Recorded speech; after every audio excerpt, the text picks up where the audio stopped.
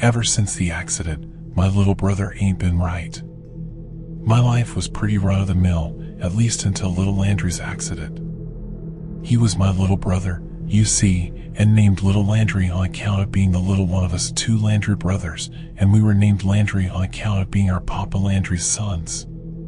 Being the big brother, I had to look out for little Landry. We'd walk to school together. We'd go to the store together. We'd play games and watch movies together.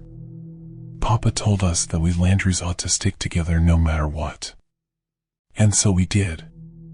But I made a big mistake, the kind that no big brother ought to make. We were playing chase, little Landry and me, but too close to the road. He was just 6 then, and I was 11. So he didn't know any better. When I was it, he was running away from me and ran onto the road. I shouted at him to stop, but he thought it was part of the game, I suppose, so he kept running right on under the 2-door sedan that was cruising down the road. It's hard to remember much of what happened right after that.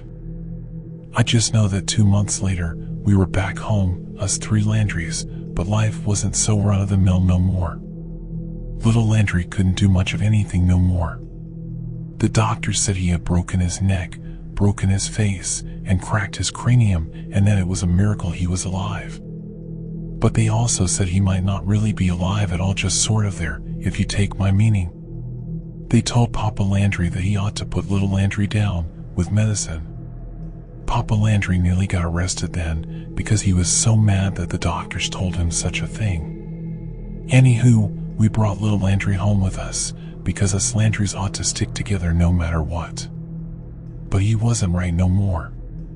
His eyes were open all the time, but it was just whites there, like the parts of the eyes you see with were rolled up into his head and wouldn't come back out. His mouth was open too, in some kind of a lopsided, spread too far smile, like a clown gone drunk or something of the like. And the cuts and stitches from his accident had all kinds of lines and cracks running along his face that were all kinds of wrong. He just laid there in his bed, all day and all night, looking all creepy like, not moving or speaking or anything, like he was dead. But he wasn't dead, because he still breathed. It was this sickly sort of crackling sound. And he ate, though you had to move his mouth for him, and he shit, though you had to clean his ass for him.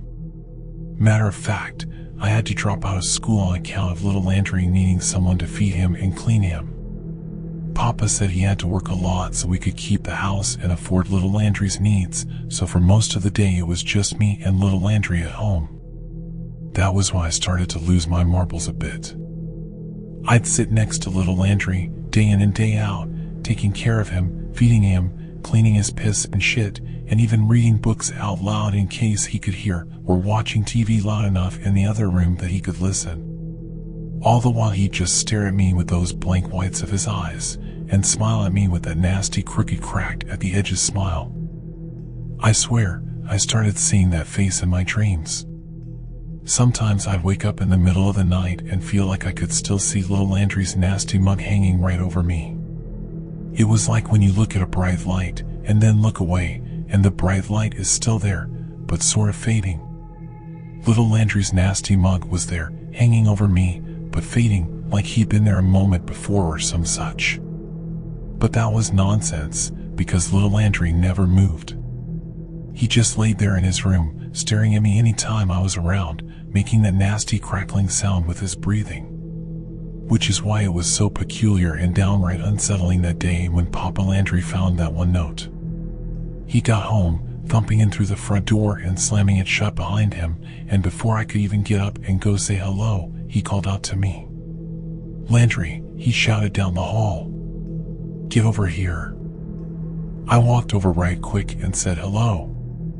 Papa didn't answer though. He was staring down at a little sticky note, like the ones you see at the grocery store for school. It was smudged and old, like it had been left for years in some attic, and on the wall, a glittery white patch stuck out from the rest of the dirty wall where I suppose Papa had grabbed the note from. Papa looked up at me, frowning heavy, and asked, "What's this, boy?" "I don't know," I told him.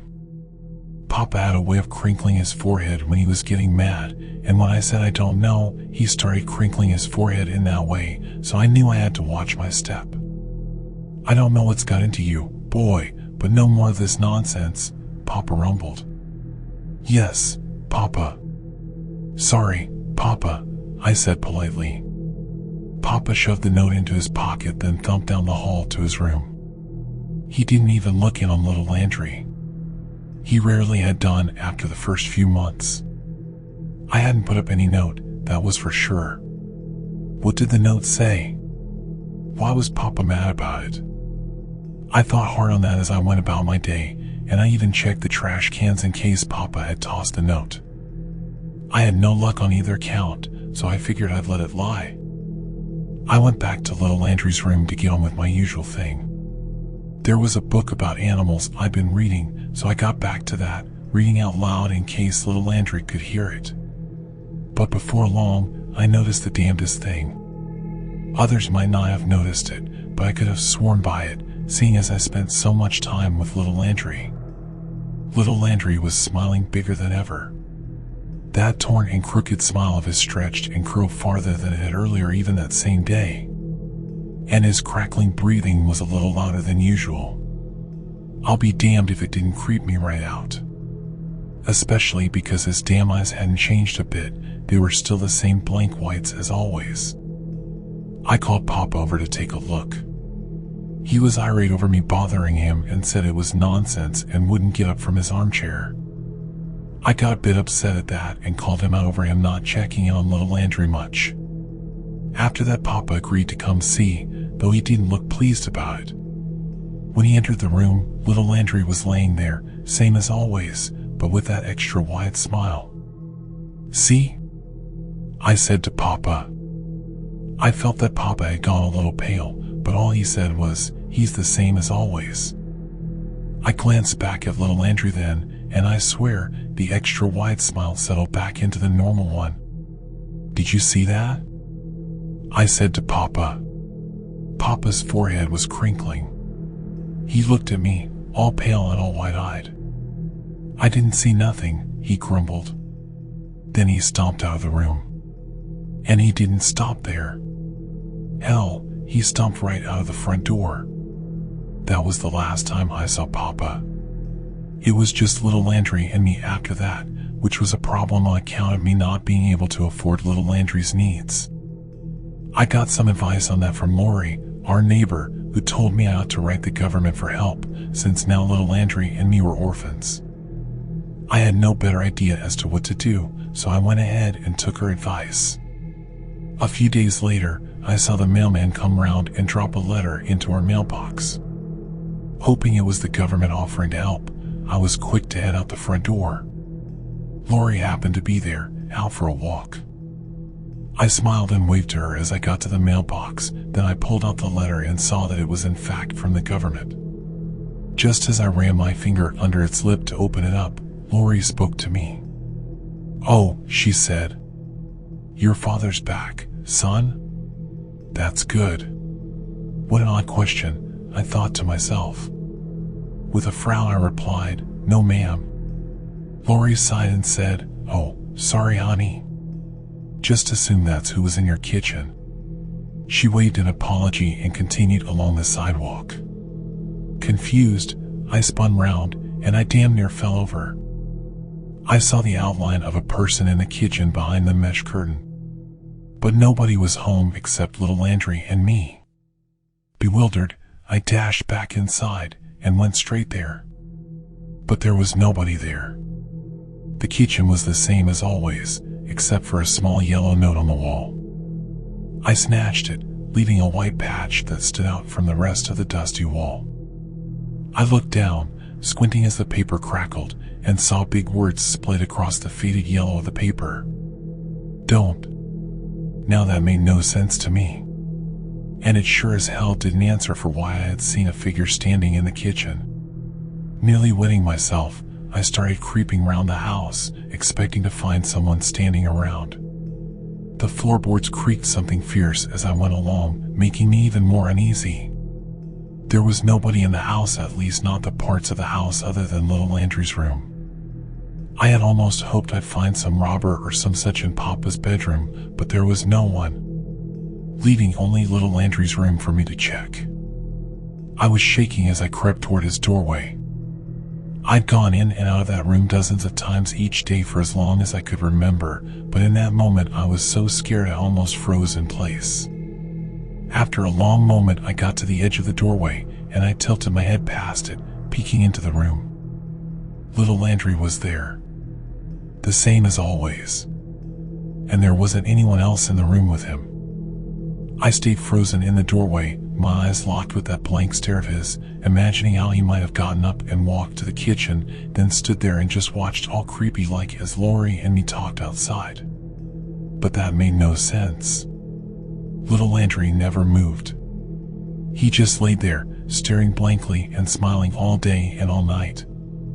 Maybe the figure we saw had just been a trick of the light, I thought to myself. I didn't quite believe that, but what else was I going to tell myself? I went back to the kitchen and got back to opening the envelope from the government. After I read the letter, I had to sit down for a while, just trying to make sense of things. You see, the government said that they wanted to send me to a boarding school where I'd be taken care of, and even said they'd cover the costs of it. That didn't sound so bad in itself, but the problem was that they also said it was time to pull the plug, so to speak, on little Landry. They said it would have to be my decision, since Papa wasn't around no more. I was all shaken up, and honestly, that was mostly on account of me wanting to agree to it. Little Landry ran under that car way back when because I was a bad big brother, and now I was considering calling it good on his behalf and taking away what life he had left, making me an even worse big brother. And yet, I so wanted to just go along with it. I wanted to move on. Was that wrong? I was mulling it over the next day, still undecided, when I saw it, another note, just like the first. This one really took me by surprise, because I was on the shitter when I noticed it. I reached over to grab some toilet paper, and it was right goddamn there, next to my face. The paper crackled, the air feeling strangely warm around it as I peeled it off the wall. The writing was on the underside this time. Don't. I swear, if I hadn't just shit, I would have shit myself. I cleaned up and got out of that bathroom as quick as I could.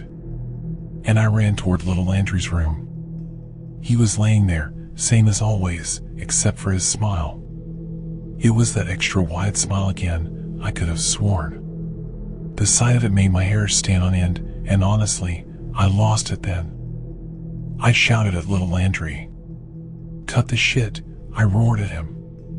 "Why won't you say anything or do anything?" I screamed. He just laid there, same as goddamn always.